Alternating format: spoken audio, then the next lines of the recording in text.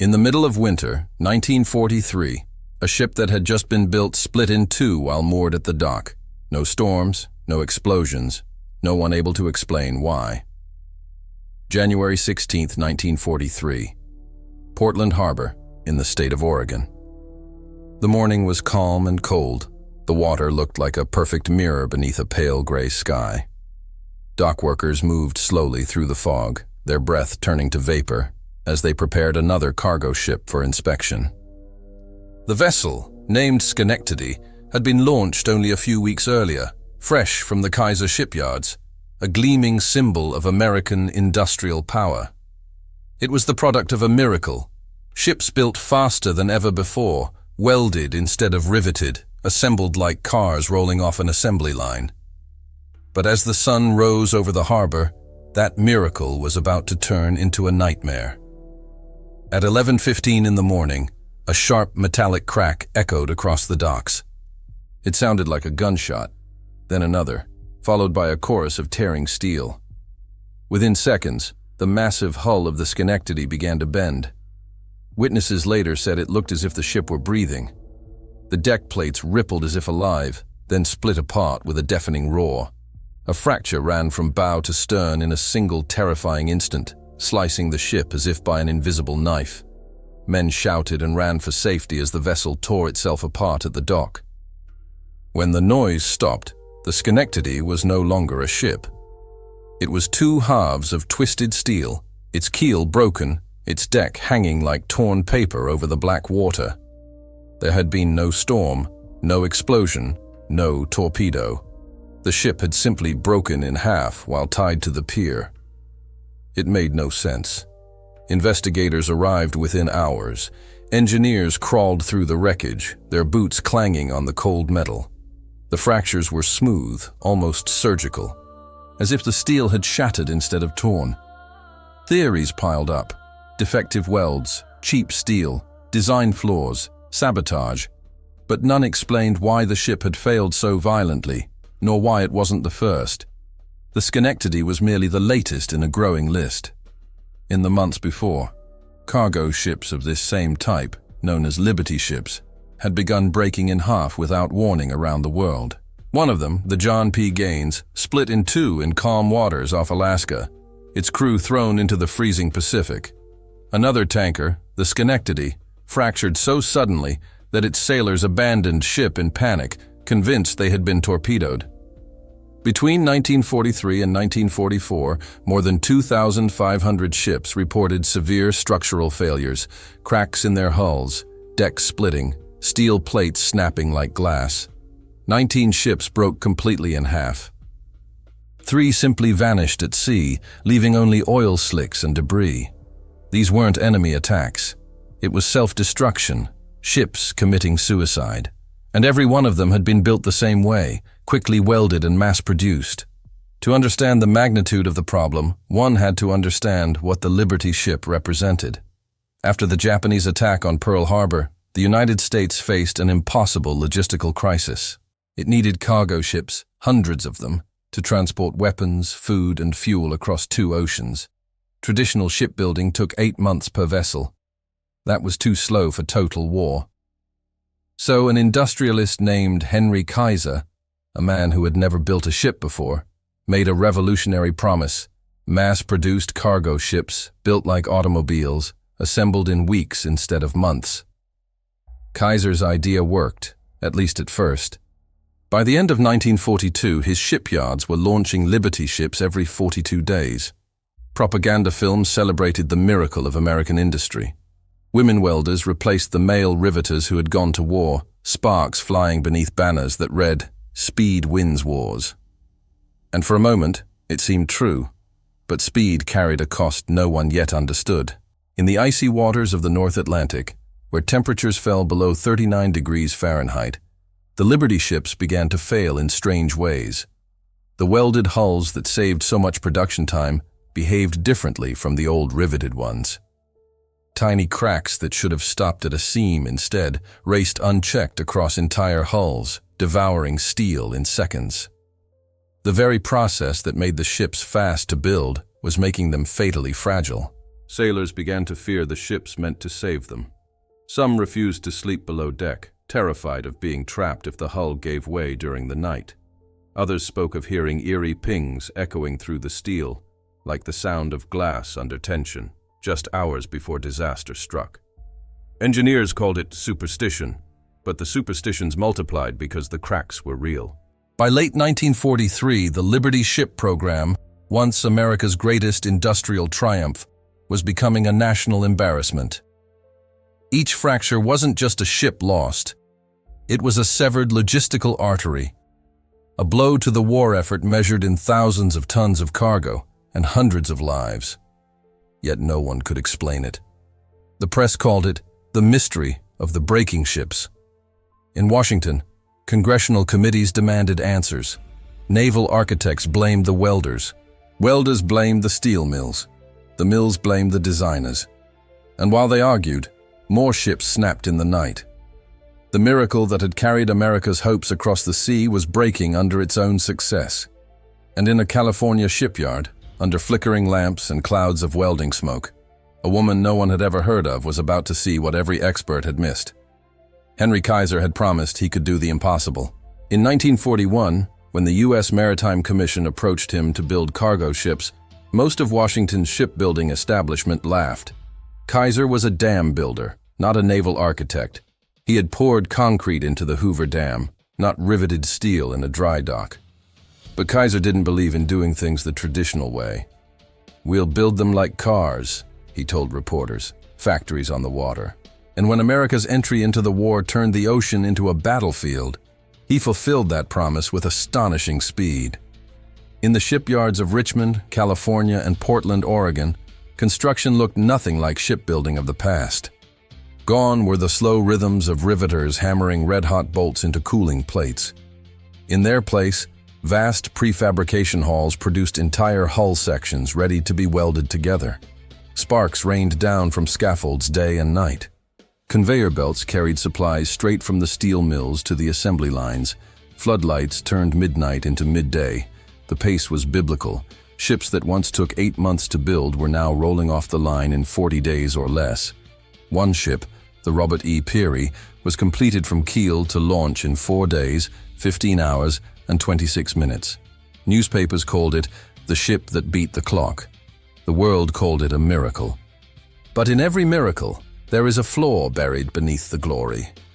The Liberty ship was an engineering compromise built for speed, not longevity. It wasn't designed to last 20 years. It only had to survive the war. Riveting, the traditional method, required precision and time. Welding was faster. It also saved weight and allowed for simpler construction. But welding introduced new types of stress that no one fully understood. Unlike riveted joints, which naturally stopped cracks from spreading, welded seams created continuous sheets of metal running from bow to stern. That continuity was strong under compression, but frighteningly fragile under tension. In California's mild climate, the problem was invisible. Ships launched in Richmond glided smoothly out of the bay, their welded hulls gleaming in the sunlight. But in the cold Atlantic, things were different. At near-freezing temperatures, steel lost its ductility, its ability to bend instead of break. A tiny imperfection, a sharp corner, even the smallest microscopic flaw could become the starting point of a catastrophe. And the way Kaiser's shipyards were building these vessels made such flaws inevitable. Welding replaced the old teams of riveters with small crews of electric welders, many of them women new to industrial work. They were fast, precise, and proud. Propaganda posters called them Rosie the Riveter, though in truth they were welders now. These women worked 16-hour shifts beneath clouds of smoke and heat, their masks glowing blue. Every shipyard bulletin board carried the same slogan: "Speed is the best armor." It was the gospel of the wartime economy. Speed meant victory. Speed meant freedom. Speed also meant mistakes. Each Liberty ship was assembled from hundreds of welded sections, but no standard welding sequence had been established. Crews often welded long seams from end to end in a single pass. As the metal cooled, it contracted unevenly. The surrounding plate, still hot, resisted the pull, locking residual stress deep within the structure. Each completed weld trapped a little more tension. By the time a ship was finished, its hull carried millions of invisible pounds of stress, coiled like a spring, waiting for the right conditions to snap. Still, no one saw it that way in 1942. To the public, Kaiser's shipyards were monuments to progress. Newsreels showed smiling women in coveralls, sparks flying as swing music played in the background. The message was clear. America had turned its industrial might into a weapon. Henry Kaiser himself became a national hero, the man who solved the logistics crisis. When President Roosevelt visited the Richmond shipyard, he called it proof that democracy can outproduce tyranny. And then, the cracks began. At first, they were minor, thin lines near hatchways or cargo openings. Engineers dismissed them as surface imperfections, but the cracks kept growing. Some ships reported sudden bangs during voyages, the sound of steel plates releasing stress. Others developed leaks around seams where welded joints met sharp corners. By late 1942, entire sections of hulls began splitting apart. The failures came without warning, without enemy fire, without storms. Crews described it as though the ships themselves were alive, tearing apart from within. Naval investigators flooded the shipyards. They blamed unskilled labor, faulty welding rods, poor supervision.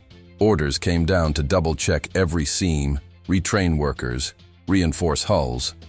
But nothing stopped the failures. Each investigation produced new theories and new confusion. Metallurgists analyzed steel samples and found nothing wrong. The alloy met every specification. The welds passed inspection. The numbers said the ships should have been strong, but they weren't. Behind the numbers, fear was spreading. In letters home, sailors wrote about cursed ships. Dockworkers whispered that the Liberty hulls were haunted. Some captains refused to sail certain vessels.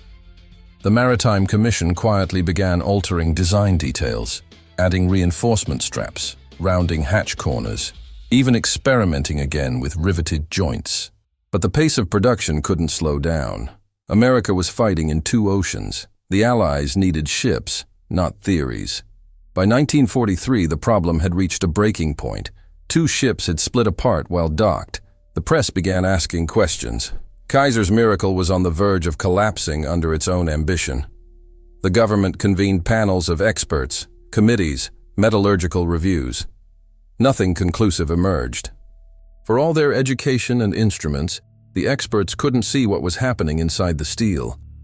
And in one of Kaiser's shipyards, working the night shift, surrounded by sparks and darkness, a single welder was beginning to notice something the engineers never saw.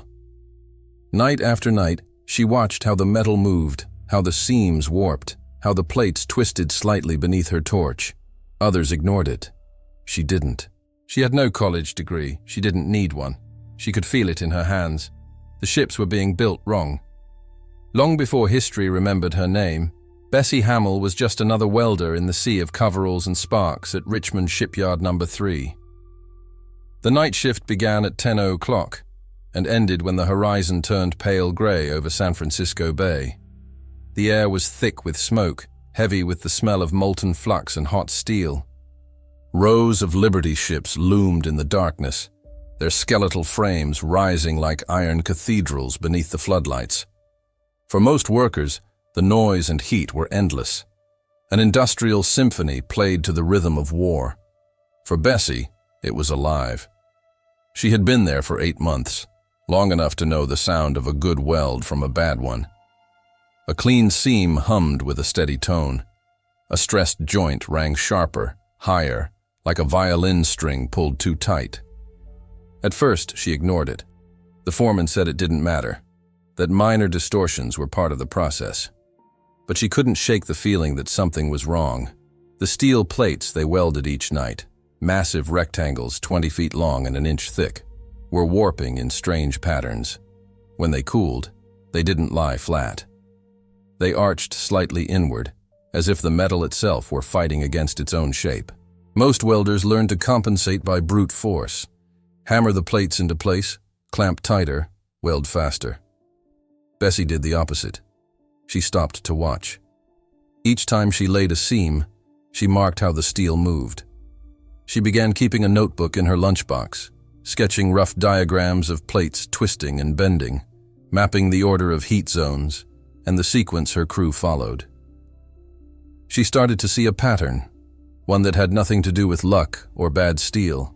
Every shift followed the same sequence. Welders began at the edges and worked toward the center, or ran long, continuous seams straight from one end of the plate to the other.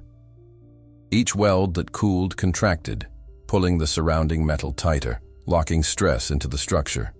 By the time the next seam was added, that stress was already trapped. It was like tightening the center bolts of a wheel before securing the outer ones, a recipe for imbalance and failure. She tried to tell her foreman. He laughed. "The engineers know what they're doing. Just hold your torch steady." When she pressed the issue, he told her to worry about her quota, 20 feet of seam per hour. But Bessie couldn't unsee what she'd seen. The steel was talking to her, and she was the only one listening. The more she observed, the more she realized how blind the process had become. Welders were rewarded for speed, not accuracy. Supervisors timed each section with stopwatches, not stress gauges. The blueprints from engineering dictated where to weld, not when or how. The people designing the ships had never stood beneath one, had never felt the plates vibrate as they cooled. They worked with numbers. She worked with sound, heat, and instinct. One night in November, 1943, after her shift ended, she stayed at the yard. The ground was littered with steel scrap, cut-offs, test pieces, discarded sections. She borrowed a few and welded them together in different sequences, from edge to center, from center to edge, alternating sides. When they cooled, she measured the curvature with a straight edge. The plates welded from the edges first bowed upward like warped wood. The plates welded from the center outward stayed flat. The difference was undeniable. The next morning, she showed her samples to her foreman. He looked, shrugged, and walked away. "You're a welder, not an engineer. Don't waste company material." But Bessie wasn't finished. She spent the next 2 weekends running her own experiments, marking the temperature drop between passes with chalk, noting how stress built up near corners and openings. She realized the problem wasn't the material, it was the sequence. The engineers had designed a system that guaranteed internal stress in every ship they built. Word spread among the night shift. Some thought she was wasting her time, others quietly agreed. "Those plates are fighting," one welder said. "I've seen them pop like rifle shots." But no one dared challenge management. The war effort had no room for doubt. Production was patriotism. Delay was disloyalty. Still, she couldn't let it go. Every time a ship cracked, she saw the faces of the men who had welded it, the thousands of hours spent under fire and smoke, the pride that turned to shame when newspapers printed headlines about ships breaking themselves in half. It wasn't their fault. It was the process. And if she didn't say something, no one would. So she did the unthinkable. In November 1943, she filed a request for a meeting with her supervisors, an official challenge to the engineering department's procedures. It was a breach of the chain of command that could have gotten her fired. When asked what the meeting was about, she wrote a single line on the form: "Stress from improper welding sequence causing hull failure." The supervisors arrived expecting a complaint. What they got was a demonstration. Bessie laid her test plates on the table, explaining what she had seen, how heat moved through steel, how each seam's contraction locked in stress that couldn't escape. She showed how a different order, starting in the center and alternating sides, released that stress outward. She didn't use equations or jargon. She used the language of someone who had lived inside the problem. They dismissed her politely. One man called her theory impractical. Another said the distortion came from cheap steel. But one supervisor, a senior man named Charles Horton, stayed after the others left. He'd been in shipbuilding long enough to know that sometimes the smallest details made the biggest difference. He asked to see her weld. That night, Horton stood beside her as she worked. He watched how the plate shifted, how she paused between passes to let the metal relax, how the seam cooled evenly instead of curling upward. When the section was finished, it lay flat on the bench. Horton said nothing for a long moment. Then quietly, he said, "Do it again." It was the beginning of the experiment that would rewrite how America built its ships. And the night when a welder's so-called ridiculous idea began to prove that every expert had been wrong. By late November 1943, rumors had begun to spread quietly through the Richmond shipyards. Someone on the night shift had challenged the official welding procedure. Supervisors called it a distraction. Engineers dismissed it as shop talk. Yet within days, her name was on everyone's lips. The welder with the ridiculous idea. To the men running Kaiser's empire, the claims sounded absurd. The Liberty ship program had been studied, audited, and inspected by the best metallurgists and naval architects in the country. Washington had held hearings. Universities had published papers. How could a single woman with a torch claim to see what thousands of engineers had missed? But Charles Horton, the supervisor who had witnessed Bessie's demonstration, wasn't laughing. He ordered a controlled test. They began in a corner of shipyard number 3. Out of sight from the production lines, Bessie and her small team of welders worked with 2 identical steel panels, each 11 feet long and 2 inches thick. One would be welded using the standard method: edges first, continuous seams, fast passes to meet the quota. The other would follow her sequence. Start in the center, alternate sides, weld outward in balanced sections, never allowing any area to overheat. The observers included Horton, 2 metallurgists, and a young engineer with a clipboard full of skepticism. The difference was visible before the welds had even cooled. The first plate twisted upward along its center line, its edges arching slightly as the heat pulled inward.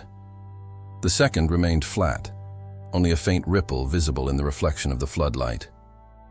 When they measured the distortion, it was less than half that of the standard panels. Horton frowned. "Again," he said. They repeated the process with thicker plates, longer seams, more complex joints. Each time, the results were the same. Within a week, the metallurgists joined the experiment. They installed strain gauges to measure residual stress, the invisible tension locked inside the steel as it cooled. When the readings came in, the numbers stunned everyone in the room. Traditional welding sequences left stress concentrations of over 200,000 kilograms per square meter near hatch corners and deck edges. Bessie's sequence distributed that stress across wider zones, rarely exceeding 85,000 kilograms per square meter. The difference wasn't theoretical, it was measurable. The young engineer stared at the printout and whispered, "That's impossible." Horton replied, "It's happening anyway." The news reached Henry Kaiser's office before the end of the week. For months, he had been fighting political pressure over the Liberty ship failures. The Maritime Commission wanted answers. Congress wanted scapegoats. Now, in a single test bay, an untrained welder had provided both a problem and a solution. Kaiser requested a full report.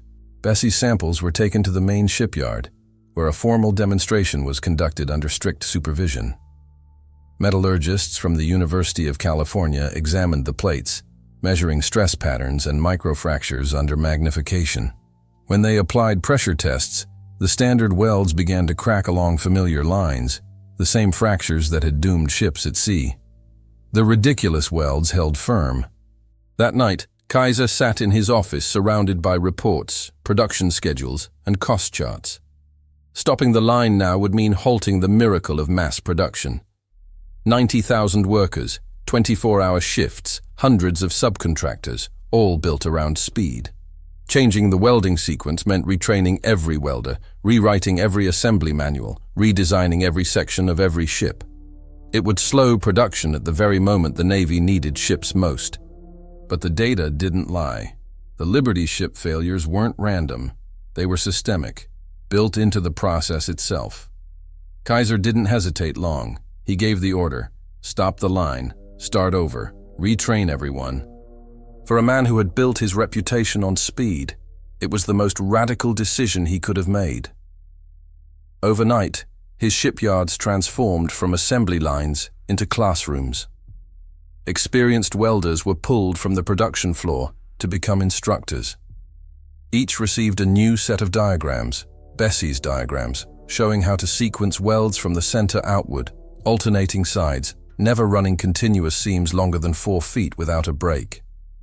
The new method even had a name: balanced welding sequence. By every industrial measure, it was an act of madness. Production dropped 30% in the first week. Critics called it proof that Kaiser's miracle had been a sham all along. Congressional investigators hovered, ready to pounce. Newspapers reported on training delays and scheduling chaos. Inside the shipyards, morale faltered, but in the test bays, the results kept coming. Engineers began to understand the physics behind the change. Steel wasn't solid in the way people imagined. It was a crystalline structure, its molecules expanding under heat and contracting as they cooled. When welders ran a continuous line, the hot zone expanded faster than the surrounding cold steel, creating stress that had nowhere to go.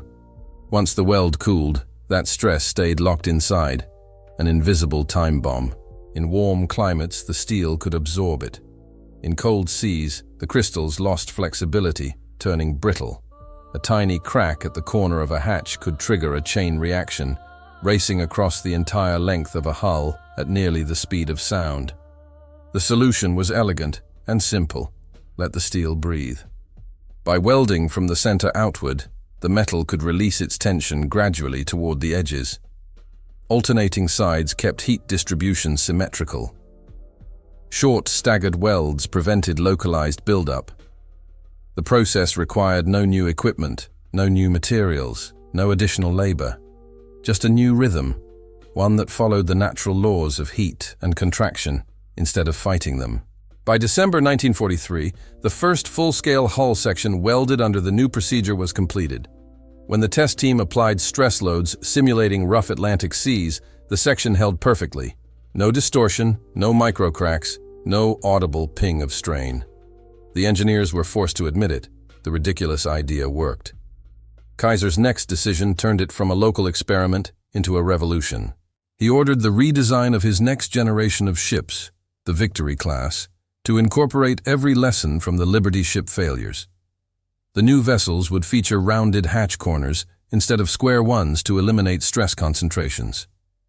Their hulls would be built in smaller modular sections to allow precise control of welding sequences. Even the steel itself would change.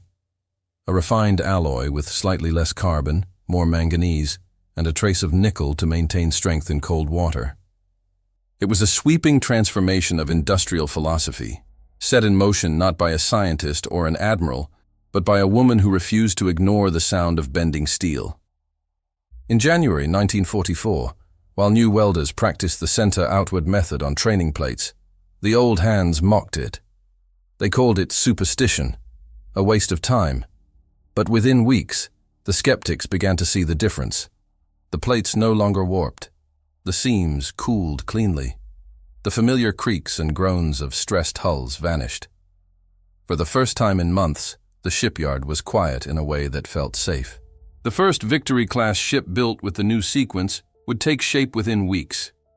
It would not only prove Bessie Hamel's idea, it would redefine how every nation on Earth welded steel for the next century. The ridiculous idea had become the foundation of modern shipbuilding. By February 1944, the Richmond yards no longer sounded like chaos.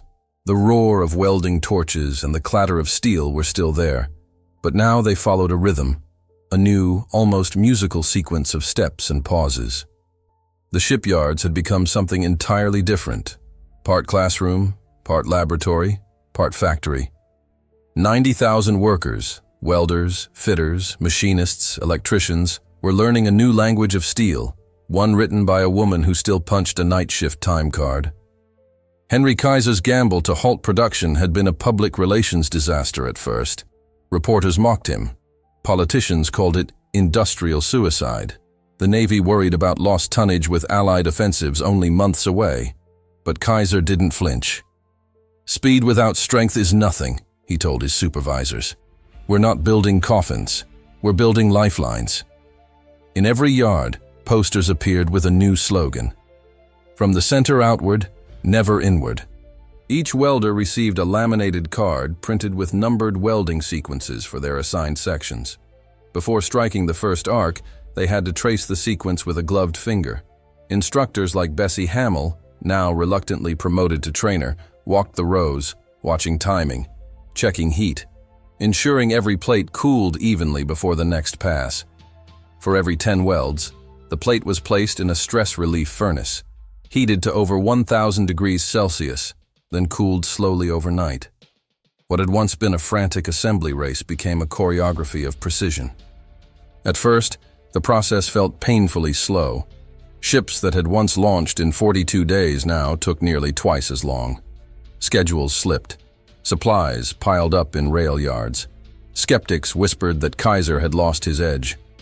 But then something remarkable happened. The mistakes vanished. Hull sections that once required rework now fit perfectly on the first try. Weld rejection rates dropped from 15% to 3%. Every joint passed inspection. When test plates were struck with hammers or plunged into ice-cold water tanks, they held firm. The tension was gone. The first complete Victory-class hull assembled under the new system came together in March 1944. It was a prototype, not intended for service, but the results exceeded every expectation. The hull showed 0 microcracks under ultrasonic scans. Its structure was so flawless that engineers nicknamed it the straight ship. Kaiser called it proof of concept. Washington called it luck. Kaiser replied, "Then let's see if luck can be repeated." But metallurgy was only half the story. The other half was geometry, the way stress moved through the ship's body. The Liberty design had used square hatch openings and right-angled bulkhead joints because they were easy to cut and assemble. Unfortunately, those right angles became stress amplifiers. When a wave flexed the hull even slightly, the force at those corners multiplied 3 to 4 times the normal load. Combined with residual welding tension, they became ticking fracture points. The Victory redesign replaced every sharp corner with smooth curves. Rounded hatches distributed stress evenly, reducing the multiplier from 4 down to less than 2. It seemed like a cosmetic change, an aesthetic touch, but the numbers told a different story. A Liberty ship striking a 12-meter wave could experience local stress peaks exceeding 420,000 kilograms per square meter near a square hatch, far above steel's limit. The same wave hitting a Victory ship generated only 170,000 kilograms per square meter, comfortably within the safe range. Another invisible improvement lay in the seams themselves. The Liberty ships had been fully welded from bow to stern, a single continuous structure. The design saved time, but created an unintended vulnerability. Once a crack began, nothing could stop it. It could run the entire length of the hull unchecked. The Victory ships introduced a radical concept: deliberate imperfection. At strategic points, riveted joints replaced welded seams, creating mechanical crack arresters. These joints acted like fire breaks in a forest. If a fracture began, it lost energy when it hit a riveted seam, halting its spread before it became catastrophic. Engineers called it defensive design, the idea that strength was not about perfection, but about forgiving failure. No structure is perfect forever, they argued. The key is ensuring that when it fails safely. Internally, the Victory ships were built like layered armor. Frames were doubled in critical stress zones. Bulkheads were spaced to align with the new welding sequence, so that the steel's natural expansion and contraction followed predictable paths. Even deck plate thicknesses were recalculated, not to add brute strength, but to balance how tension traveled across the surface. The result was harmony between material, method, and movement. When the first stress tests were conducted at the Naval Materials Laboratory in 1944, the findings were staggering. Test sections from Liberty-class ships began to crack at stress levels around 220,000 kilograms per square meter. The Victory-class sections held until 370,000 before showing minor microfractures, and even then, those cracks stopped within centimeters instead of racing unchecked through the sea. The Liberty ships had embodied speed. The victory ships embodied wisdom. Those numbers translated into survival. Between June 1944 and the end of the war in August 1945, 531 victory ships entered service. Not a single one suffered a catastrophic hull failure. The Navy recorded only minor surface cracks in a handful of vessels, each detected during routine inspections and repaired before spreading. In the same period, dozens of Liberty ships were decommissioned or lost to structural failure. The contrast was undeniable. The data not only vindicated Henry Kaiser's decision, it proved that Bessie Hamill's intuition had been right all along. The problem had never been bad steel or careless workmanship. It was the silent physics of heat and contraction, multiplied by geometry and ignorance. The solution wasn't more strength or faster work. It was balance, and the understanding that steel itself needed time to breathe. As the war pushed deeper into the Pacific, the victory ships became the backbone of Allied logistics. They sailed through Arctic convoys to Murmansk, endured typhoons in the South China Sea, and delivered supplies to Normandy under enemy fire. Their hulls flexed, shuddered, and groaned, but they never broke. Sailors who had once slept in fear now slept with confidence, knowing their ships would hold. Engineers began calling them forgiving ships, vessels designed not just to perform, but to endure, to survive human error, storms, and time itself. And long after the war ended, their legacy would echo through industries far beyond the sea. The same welding sequences were adopted for bridges, pipelines, and even the emerging field of nuclear energy. The principle was universal. Control the sequence, control the stress. Every skyscraper beam, every offshore platform, every pressure vessel built in the decades that followed carried a fragment of that discovery. By the time the 500th victory ship launched in 1945, the mystery that had haunted shipbuilders for years was finally solved. The Liberty ships cracked because their builders believed strength came from rigidity. The victory ships endured because their builders learned that strength comes from flexibility. Steel is alive. It moves, expands, contracts, resists, and remembers. And once you understand how it breathes, you can build anything to last. When the war ended in 1945, the shipyards fell silent for the first time in years. The great cranes stood motionless against the California sky, their hooks swaying in the wind above dry docks that no longer rang with hammer blows or welding torches. The Richmond yards had produced more than 700 ships during the war, a miracle of steel and sweat that helped turn the tide of history.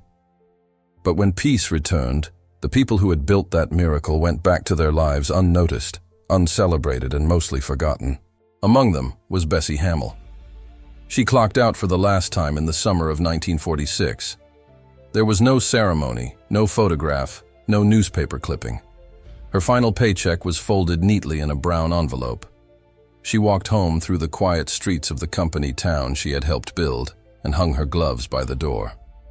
The war was over. Her work, as far as anyone knew, was done. He ordered Shipyard No. 2 to prepare for full-scale production of victory ships using the new modular system.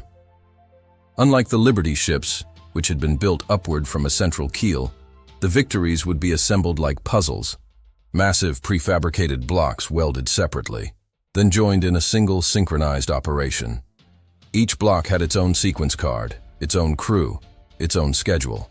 A bow section, for example, consisted of 50 smaller sub-assemblies, bottom plates, bulkheads, deck frames, all welded from the center outward, balanced, stress-relieved, and precisely measured before final joining. Inside the covered prefabrication sheds, the process looked more like an automotive plant than a shipyard. Conveyors rolled sections from one station to the next. Overhead cranes lifted completed modules into enormous alignment jigs. Crews rotated through stations in timed intervals, 30 minutes of welding, 10 minutes of rest, 5 minutes of inspection. A central control tower tracked every operation with chalkboards and clocks, recording progress in real time. If one section fell behind, others adjusted instantly. To the untrained eye, it looked mechanical.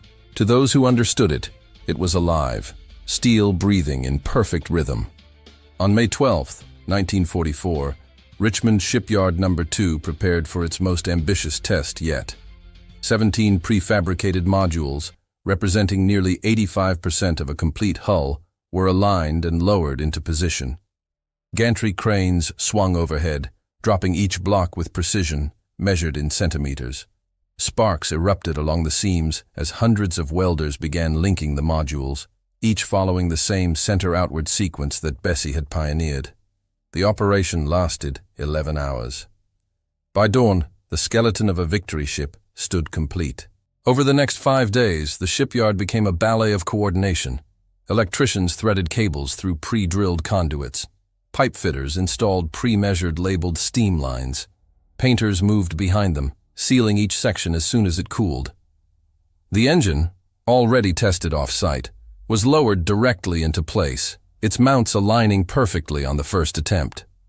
Unlike the chaotic Liberty builds of the previous year, there were no last-minute fixes, no warped plates, no emergency re-welds. Every measurement fit like a key in a lock. Exactly at 5:11 a.m. on June 27, 1944, the hull of the Benjamin Warner slid into the water. The crowd gathered along the pier fell silent at first, as if afraid the ship might betray them like the Liberties had. But the Warner floated straight and level, its hull lines gleaming under the morning light. When it completed its sea trials 2 days later without a single stress crack, the silence turned into thunderous applause. 5 days and 11 hours from keel laying to sea trials, a record not of reckless speed, but of perfection through precision. Kaiser's team called it the 5-day miracle. The press ran headlines proclaiming shipyards reborn. Washington canceled its investigations. The Maritime Commission issued new orders for 500 victory ships built under the same model. Even the skeptics in the Navy's Bureau of Ships admitted that Kaiser had achieved what no one thought possible: mass production combined with structural integrity. But behind the statistics lay something deeper.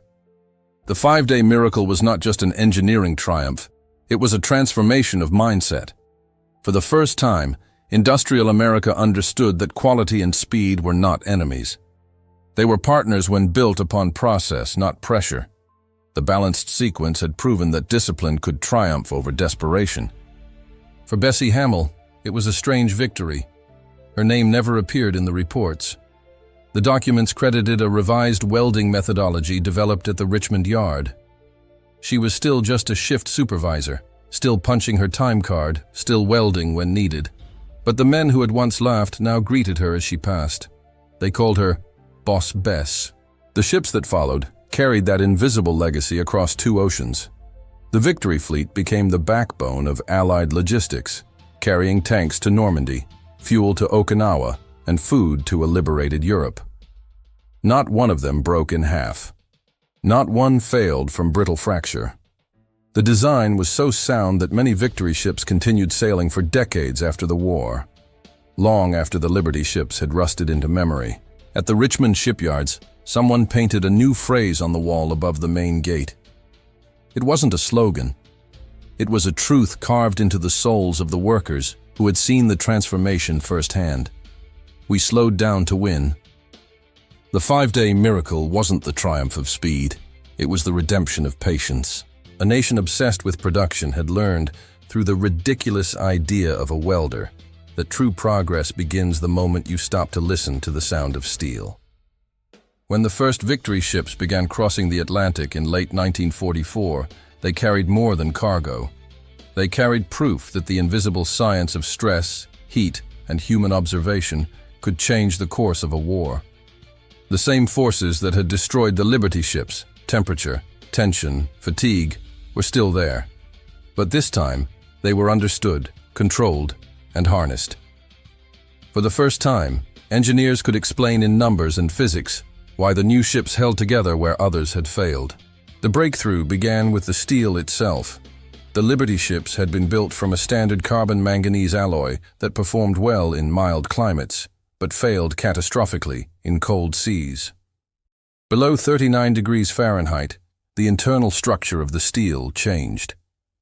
What had once been ductile and flexible became brittle, its crystal lattice hardening until it behaved less like metal and more like glass. A tiny defect, perhaps no wider than a human hair, could trigger a fracture racing through hundreds of feet of welded plate. To solve this, Kaiser's metallurgists designed a new alloy known as killed steel. The name was as brutal as the process. During smelting, aluminum was added to eliminate dissolved oxygen from the molten metal, killing its reactivity and preventing small gas bubbles that weakened the structure. Manganese levels were adjusted, and a trace of nickel, barely 0.25%, was added to increase toughness at low temperatures. It was an expensive addition, but its effect was transformative. Tests at the University of California laboratories showed that the transition temperature, the point where steel changed from ductile to brittle, had dropped from around 39 degrees Fahrenheit in the Liberty alloy to just 27 degrees Fahrenheit below zero in the Victory alloy. That difference of roughly 7 degrees Celsius meant survival in the frigid North Atlantic, where seawater hovered just above freezing. Under those conditions, Liberty steel shattered like porcelain. Victory steel bent, absorbed the impact, and held firm. For a while, even the engineers who had studied her method seemed to move on.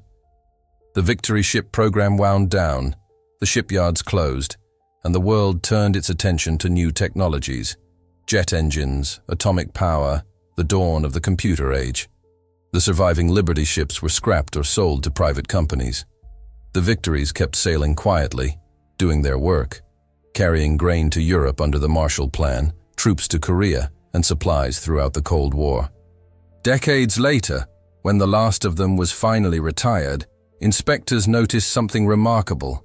After millions of miles and decades of service, their hulls still showed no catastrophic fractures. Bessie never knew it, but the method she had discovered had already outlived the war.